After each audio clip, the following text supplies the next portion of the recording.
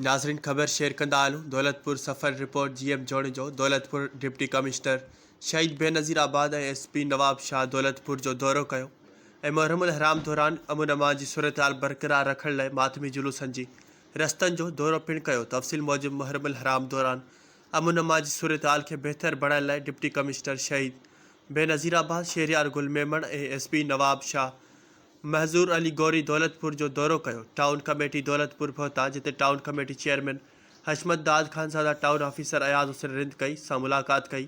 उन मौके ते तफ़ील अहमद खानज़ादा अगवान ताज़िया कमेटी दौलतपुर आबिद हुसैन खानज़ादो रफ़ीक खानज़ादा ऐं शिया उलमा अगवान मोहम्मद सलेमान लागा शफ़क़त हुसैन लागा सां मुलाक़ात कई। ताज़िया ऐं मातम जुलूस जे रोट जो जाइज़ो वरितो ऐं इमाम बारगाह जो दौरो पिणु कयो ऐं शहर जी सफ़ाई बाबति मालूमात वरिती जिते अगवाननि पारां टाउन कमेटी इंतज़ामिया खे शहर जी सफ़ाई सुथराई जा इंतज़ाम बहितर करण ते साराहियो। उन मौके ते डिप्टी कमिश्नर ऐं एसएसपी पारां डीएसपी ऐं एसएचओ दौलतपुर खे मुहर्रमुल हराम दौरान निकिरंदड़ जुलूसनि खे मुकमल सिक्योरिटी फराहम करण जो ज़ोर भरियो ऐं चयो त दौलतपुर में अमन अमान क़ाइमु करण लाइ बहितर इंतज़ाम कया।